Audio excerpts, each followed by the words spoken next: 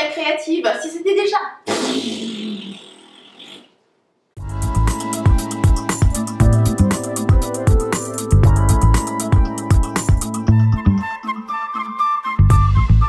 Salut rebelle créative, si ça t'est déjà arrivé d'avoir l'impression qu'il serait temps pour toi de changer de direction dans ton travail, dans ton entreprise et d'aider les gens autrement, eh bien tu vas adorer cette capsule parce que je réponds exactement à cette question. Ok? Donc je vais d'abord te lire la question d'une rebelle créative. C'est: aujourd'hui je suis dans le domaine du bien-être, sophrologue et maître Reiki, et j'ai déjà un site internet, ce qui est génial, une page Facebook encore plus géniale, un cabinet super génial et une clientèle pas vraiment récurrente. Et je sens que j'ai besoin d'évoluer vers le soin et la guérison. J'ai commencé par moi-même et je crois que j'ai maintenant à me mettre au service de la vie pour soigner tous ceux qui en ont besoin. J'adore. Je ne sais pas comment faire pour mettre en avant mes connaissances et compétences que j'exploite déjà pour moi-même. Donc j'adore cette question parce que je crois qu'on se ressent tout ça à un moment donné dans notre chemin en fait entrepreneurial. Et je dis toujours, ce qui t'a fait commencer n'est pas ce qui te fera continuer. C'est vraiment une réalité et il faut vraiment suivre ces élans-là. Et je sais que ça peut faire peur parce que tu as souvent déjà mis toute une structure en place par rapport à quelque chose que tu faisais, que ce soit le message, comment tu te présentes, ton titre, tout ça était bien en place et là d'un seul coup tu sens que tu as appelé vers autre chose. Je sais exactement ce que c'est. Alors, voici de quelle manière est-ce que moi je procède et comment est-ce que j'ai procédé en fait pour être en mesure de vraiment finalement faire mes déviations quand j'en avais besoin. Okay? Donc la première étape, c'est simplement de faire une liste de toutes ces connaissances et compétences que tu as envie de partager, par lesquelles tu aimerais te faire connaître. Tu fais simplement une liste sans prendre la tête de savoir comment est-ce que tu vas les amener ou les partager. Okay? Une simple liste, tu dresses tout ça. La deuxième étape que j'ai faite, c'est simplement d'associer donc ces connaissances ou compétences à de véritables situations de vie. Okay? Alors c'est important quand même à cette étape-là de se rappeler que c'est pas comme si tu changeais complètement de clientèle, que tu recommençais tout à zéro. Rappelle-toi que le point commun entre tout ce que tu fais, c'est toujours toi. Tu es la même personne, simplement tu évolues comme tout le monde. Okay?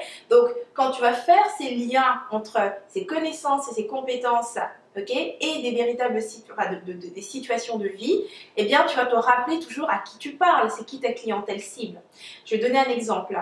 Si par exemple une de tes connaissances, c'est par exemple la gestion des émotions, okay, c'est une des connaissances par lesquelles tu aimerais te faire connaître, eh bien au moment où tu vas arriver à associer cette connaissance à des situations de vie, ça serait par exemple gestion des émotions dans la relation amoureuse. Si par exemple ta compétence, enfin, je veux dire, si ton domaine, ta cible, c'était par exemple les relations amoureuses, le travail ou encore le bien-être intérieur, peu importe quelle était ta cible à la base, tu te rappelles quand même que tu parles à cette personne-là. Et finalement, la troisième étape, c'est que tu vas maintenant créer du contenu qui va mettre de l'avant cette connaissance, mais seulement par rapport à de vraies situations. Quand je parle de vraies situations, c'est que tu vas réellement aller chercher des anecdotes dans lesquelles tu as eu à exprimer cette connaissance ou à aider quelqu'un par rapport à cette compétence et ce que ça a donné comme résultat. Et ça, c'est super important, c'est de ne pas rester dans l'aspect qui est très théorique où tu commences à parler, alors qu'est-ce que peut apporter une véritable connaissance, une meilleure gestion des émotions dans une relation, c'est trop générique, ça sert à rien. Tu vas vraiment parler d'une situation que tu as vécue par exemple, je sais pas, moi j'étais avec mon amoureux, on devait passer la Saint-Valentin ensemble et puis il m'a dit telle remarque, puis je l'ai mal pris, on s'est pris la tête, on s'est plus parlé, bref tu racontes vraiment l'histoire, tu vois, comme tu raconterais ça à une copine et ensuite tu expliques un petit peu comment est-ce que tu as utilisé cette compétence que tu as et ou bien cette connaissance que tu as et ce que ça a amené comme résultat entre par exemple toi et ton copain à ce moment-là. Ou tu peux aussi te servir par exemple des histoires de tes clients, comme tu dis que tu as déjà des clients, tu as un cabinet avec quelques clients, et bien c'est le moment de te servir justement de ce que eux t'ont partagé, de leurs histoires à eux. Alors ça, il n'y a aucun problème à le faire parce que je sais que des fois on a peur d'aller chercher dans les histoires de nos clients, on se dit c'est la confidentialité, tu n'as pas besoin de donner leur nom en fait. Tu te sers simplement de ce contenu-là, ce sont des choses que tu as apprises, tu te sers de ce contenu, mais tu n'as pas besoin de donner leur nom, tu vois.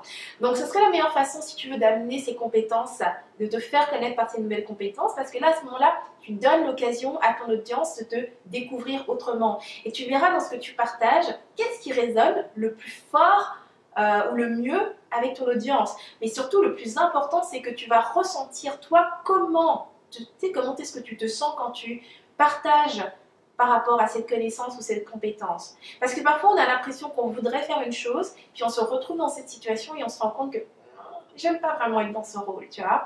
Donc c'est la meilleure façon de faire cette expérience, c'est de créer ce contenu gratuit, que ce soit sous format de texte, vidéo, audio, peu importe, mais il faut que ce soit suffisamment court pour être partagé rapidement, okay, histoire que tu aies des feedbacks assez rapidement. Maintenant, toi, dans les commentaires, j'aimerais savoir si dans ton parcours, tu as eu aussi à peut-être changer de direction, ou encore si tu utilises déjà des situations réelles, soit de ta vie, de tes clients, de tes proches, pour illustrer tes connaissances ou compétences. Dans les commentaires, j'aimerais que tu m'expliques un petit peu comment est-ce que toi tu t'y prends pour justement faire ces associations, et surtout laisse un lien vers une vidéo, un article, quelque chose que tu as créé et qui nous donne vraiment un exemple de ce que ça donne lorsqu'on utilise ces connaissances, mais réellement dans des situations réelles de la vie, et comment est-ce que tu fais pour les raconter. Okay? Donc laisse ça dans les commentaires, j'adorerais savoir ce que toi tu fais. Ça termine cette inspiration. Si tu as aimé cette capsule, tu cliques sur j'aime et tu partages autour de toi.